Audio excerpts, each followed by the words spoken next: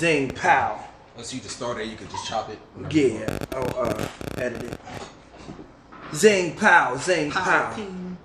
So listen, what's going on? This is your man D from Grind Mode Music Worldwide. I'm here with the creative brainchild behind Hustl Collective, Swagger World, My Sounds.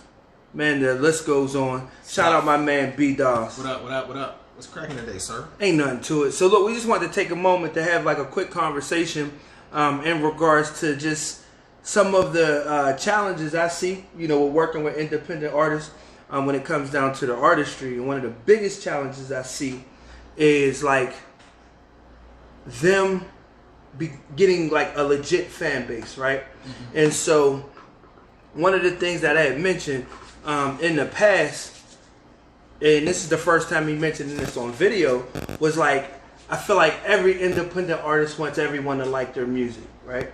Every artist that makes music wants everyone to like their music. Yeah. But the question comes down to, are you making the music that everyone likes?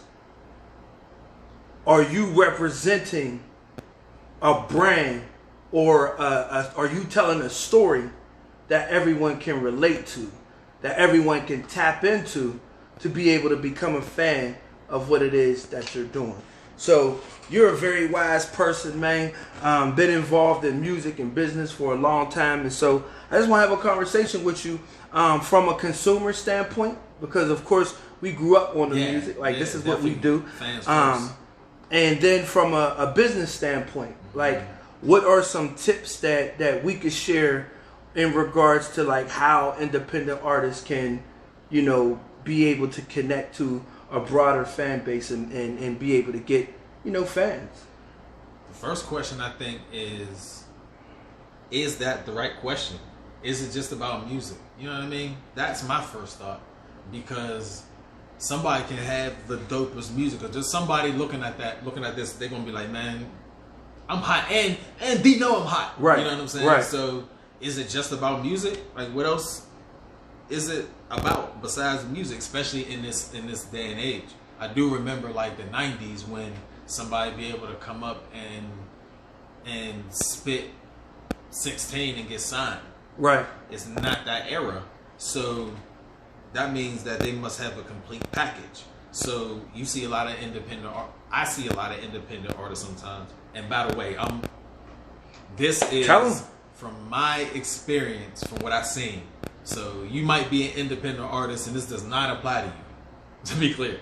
But some of the people that I've worked with over the years in different states, from Pittsburgh or from different cities, states, PA to Georgia to Cali to New York, the people that are independent, you have another chip on your shoulder because you know your grind every day.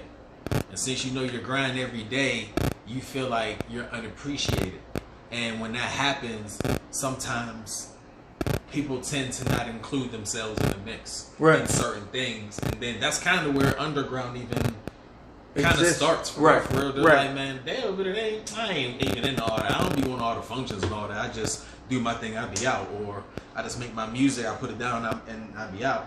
But there's branding involved, so I'm on the branding side of things. Right. And as a fan, I snort music. So I really, really look at both angles, and I work in that field in particular when I look at influencers or whatever. Mm-hmm. You know what I mean? And I can say.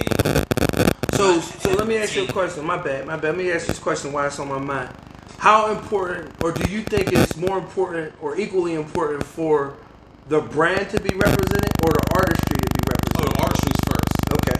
Because without your skill, no matter how much they put paint on it, no matter how much you hook it up and do whatever, at the end, at that core, you're going to be like, come on, can you sing or not? Can you rap or not? Right. That's what it comes down to. Right. Then there's other people who could peep that out and then look to expose them. You know what I mean? Rather be in a cipher, and then they like, yo, give it to you. Meanwhile, he heard you say earlier, I don't really freestyle like that, but I'm nice in songs. So I'm a freestyle. I'm gonna expose you in this freestyle cipher. People do things like that when they peep out that you might not have all the tools.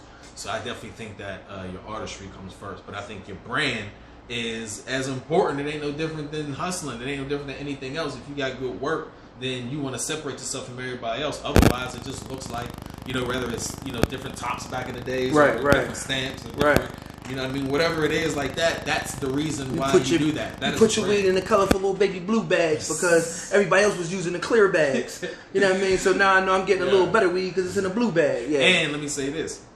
This is very, very important when we talk about your brand.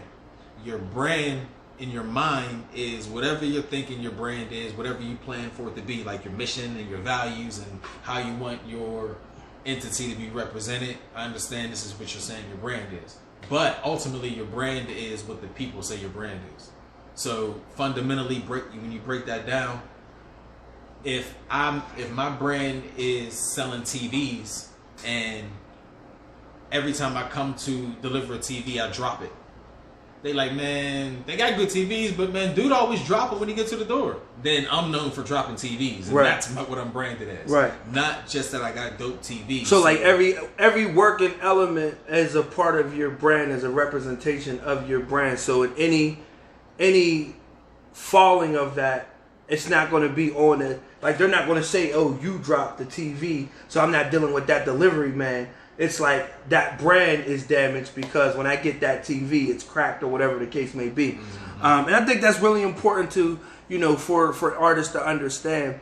And that's one of the things that I tell people when we're working, like just to be patient and allow the infrastructure to be built, because once you make that presentation, that's what people are going to know you by. That's what people are going to associate you by. So if your presentation is half-assed, your reception is going to be half-assed, which means people are going to receive it only half the way you intended it to be received, and they're not going to take you serious. They're not going to substantiate the work that you're doing. And that's why, you mentioned, people get frustrated because, you understand the work that you're putting into it. The time sacrifice, the studio, the money, trying to find the right designers, like all the work that goes into trying to put together a quality product. And whenever you put that product out and it's not, all the way packaged properly, the consumer is going to receive it as a half-assed, product. Oh, yeah. And let me tell you, just from starting in, another thing, when you're independent, you're doing a lot of things yourself. Right. So when you do things yourself, you may or may not know what you're doing all the way. You might just have the bug. You might be bit, and it's like, I got to get to it. I got to do something. Mm-hmm. Sometimes it's somebody who's like a workaholic, or it's somebody who is like, is a creative holic. Yeah, that person might be like in the skill honed and, since forever. It's like, man, you always was messing with computers from back in the day, that type of person, mm-hmm. or drawing or whatever that is. But at the end of the day, whenever you recognize who you are, then that can help you going along, because it's like, all right, I'm doing this independently, and I'm the ideas guy, I'm not the technical guy. Right. You get a technical person involved, and that'll move the process along, instead of me doing something that looks that I think would be passable just because I did it. It's like, yeah, I made it, but like, what that got to do with professionalism in business and being put out there? Right. So when I did something early on, but people came back like, hey, the headbands on these things is breaking. So then what I got to do? Got to go back, hit my factory. Mm-hmm. Like, look, these can't be plastic, or if they are, it got to be a material that's flexible enough to go like that. You know what I mean? Right. So that, like, the people will tell you. Right. They will tell you what your brand is for sure. So, like I said, like getting back to, just to putting the emphasis on how independent artists can gain fans. What are some tips that you think is really vital as a consumer? So let's just go back. Let's just go back to like when we were younger, and like new music came out. All right, the Locks came out, right? Mm-hmm. Diddy had them branded something totally different than how they wanted to be branded. Right. You know what I'm saying? So that whole struggle war took place, or whatever the case may be. Yeah, but the Locks was able to withstand the test of time. Uh-huh. For what reason? Oh, multiple reasons for them in particular, because they're all different. Mm-hmm. So there's a variety. Chic, people don't know, like he tours a lot, mm-hmm. and he invests in real estate a lot. So he said whenever he seen Kiss and Styles do the In and Out on what was it? I think it was Dope Money.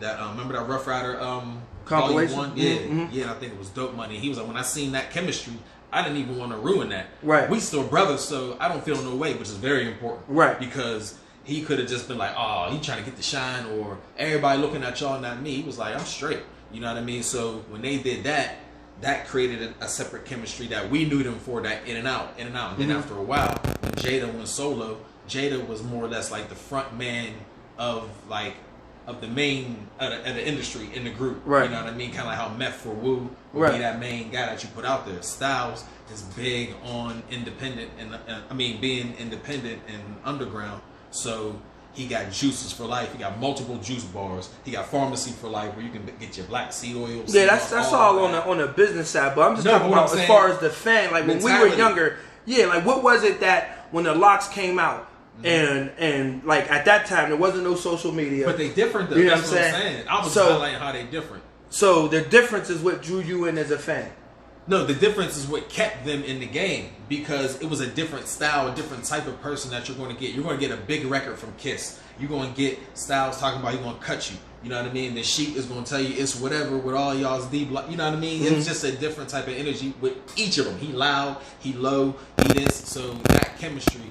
And then them being one of the only groups that we never seen publicly have any kind of fallout or anybody say anything about each other. You know what I mean? From Dipset, G-Unit, Cash Money, Death Row, Bad Boy, Rough Rider. Them three within Rough Rider, but they had their squabbles too. But them three, we didn't hear those beefs like that, and I think that allowed them to still make other moves. And they split their money up too. Like they different. You know what I mean? Yeah, they definitely handle things differently.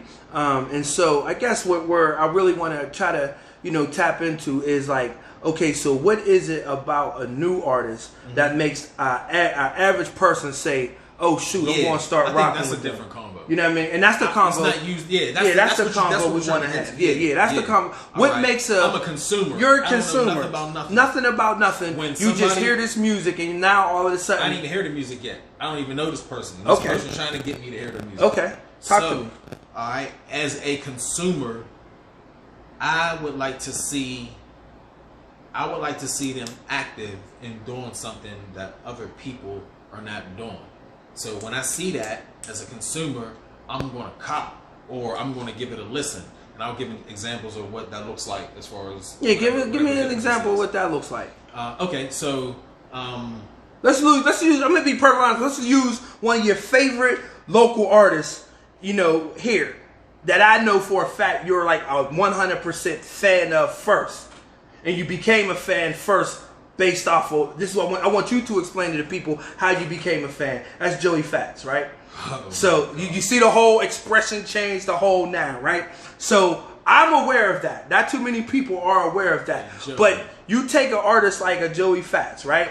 And how you became exposed to him and became a fan to him to the point where you reached out to want to work with him and try to help him with his career.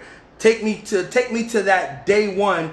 I hear this dude, or I see this dude, and it's like, I'm hooked. Yeah. All right. So that's crazy. So I was talking to you, right? And I didn't say that as a shameless plug to Grandma. I did not say that as a shameless plug to Grandma, but it is a real conversation. Yeah. So I was talking to you, and it's a testament of how Joey carries himself, right? Especially in this time when he's like heavy in the studio.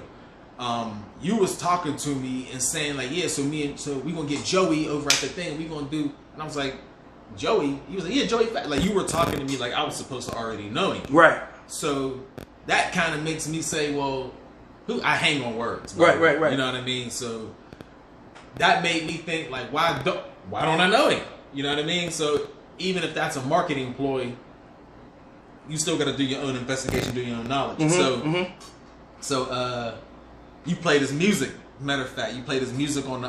You put the phone on the table. We was in my office, and I'm like, yo, this sounds like he talking about when I was 11, and I was in the, you know what I mean, backyard between the house or whatever. So that feel I love. I'm still trying to figure out if I like music because I love music, but I'm still trying to figure out. What I mean is, I don't know if I love music or if I just love people that talk about the pain or talk about the streets because it's the underdog mentality. Right. So I don't know. But either way, he had that. So then we met. He came through and we did a situation with the headphones. He was putting out an EP and I was dropping a pair of headphones. So then when we chopping it up, he is telling me like about his life. And when he's telling me about his life and I'm telling him about my life, we're like, yo, we're from the same block, but we're from two different sides of the city. Right. You know what I mean? So it's like, okay, now I can identify with this person as a regular person. So that, for me, going back to the Locks conversation, for me, I feel like whether they made music or not, I could be around that type of person. Right. So that's how I saw Joey, you know what I mean? Then we went to the Poconos to record with Domingo and about the what's the name of that spot? I forget. Soundman. Shout out Soundman recording. Yeah, you know what I mean? And he knocked out, and this isn't right now where people do 5 songs in a day and the songs be like a minute and 50 seconds. It's like, you know what I mean, 6, 8 bars here, let the beat ride, a little something here, boom, bring the next one up. Nah, he going in 3 verses, snapping, put the next beat up, work on it, boom, snapping, 7 songs. We documented that joint, then lost the footage from it. But it was like a crazy night because I seen drive, and not even so much as drive. I seen effortless skill of him just sitting there smoking like, "Are you ready? I'm good. Let's go." And I'm like, "Yo!" And then he started talking about what we know and what we seen, and I'm like, "Yeah, that's." And the crazy thing was, first of all, no 2 songs were alike. No lyrics were repeated. Each production was created while he was working on. While he was finishing the one song, there was a new song being created. So he was able to complete an album in a day with for sure fresh production. Him get the music, write to it, record to the one he just previously wrote. Like, it was just crazy. That whole environment was crazy. And when I was doing my research on him, and I'm seeing like he know all kind of DJs in different cities and different people and all that. So I'm like, okay, that's not the same as somebody who is an independent artist who only posts a song or they mixtape on SoundCloud and then post that link on Facebook and say, yo, click my joint. Right. I'm not going to click it because there's too much competition out there. You know what I mean? So when I put products out, I don't expect somebody to click that all the time. I expect you to see it as you see it. But if there's another engagement, if there's a video involved, if there's a commercial involved, if there's a making of, you know, those things draw me to independent artists when they can bring me into the process. Oh, we got a brand. So you know basically what you're saying in a nutshell is very important for that artist to share their story and for their story to be relatable. Yeah. To the consumer, to you specifically as a consumer. You got mainstream music that they don't care about that. They just care about if the song is dope.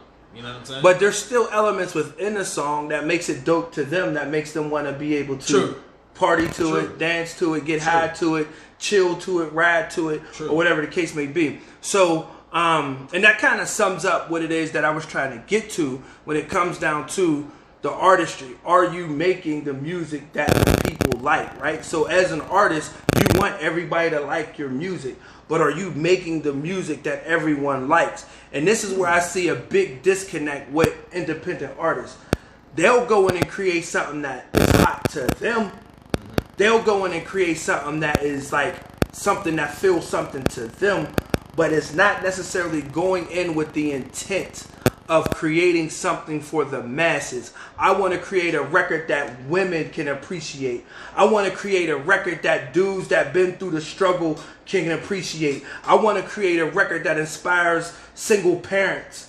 I want to create a record that inspires the generation to stand up. I want to create a record that inspires people to get high. Like I personally believe Future intentionally makes records about getting high because that's the culture that he represents, and he wants to put together records that make people want to get high. I want to sit lean. I want to feel wavy. I want to feel groovy. And so I'm going to throw on some Future Hendrix. That's why I believe that's the reason why he branded himself the way he did, specifically so to separate himself from what everybody else was doing out of Atlanta. His sound kind of got jacked by other artists and stuff like that. Right. So he had to kind of redefine himself. And I personally believe, even though he's been on record and publicly acknowledged that he personally does not use the drugs he raps about, but he raps about drugs and the drug culture as a user, simply because that's what his intent is when he's going in the studio to make so Percocet.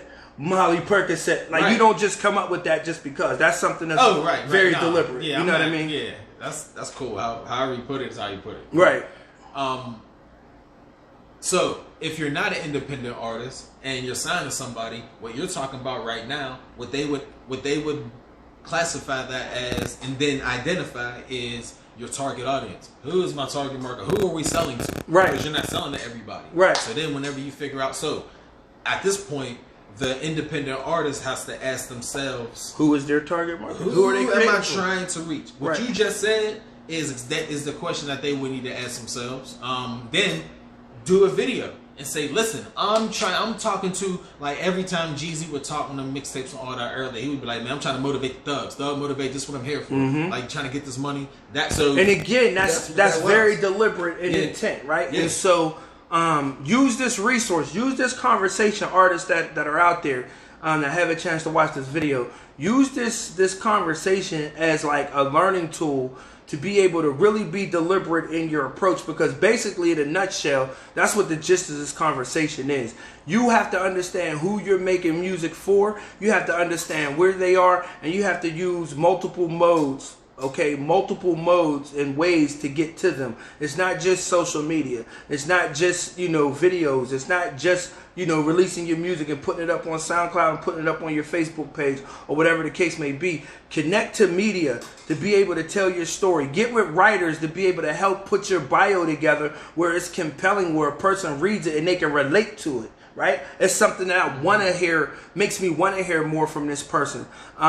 And yeah, I mean, those are some free game. It's Free Game Friday. I'm going to start working that, model a little bit. And I'm going to be bringing in Free Game Friday, man. I'm going to just get with some folks to be able to give out some incentives and some messages and some resources to be able to help independent artists, because I see the struggle, right? I see the struggle. I got more questions. Not more questions, but I got a question as far as, like, what if there's somebody who has done everything that you just said and still didn't crack that, I mean, there's no one answer, and consistency is the key. So it's like, if you don't like that saying back in the day, if at first you don't succeed, try again. Right. Like, that's just the definition of perseverance and persistence. Mm-hmm. I believe a lot of artists that makes it to the mainstream level after years and years and years of not being good enough, not getting there, hearing no. I mean, Jay-Z is infamous for sharing his story how nobody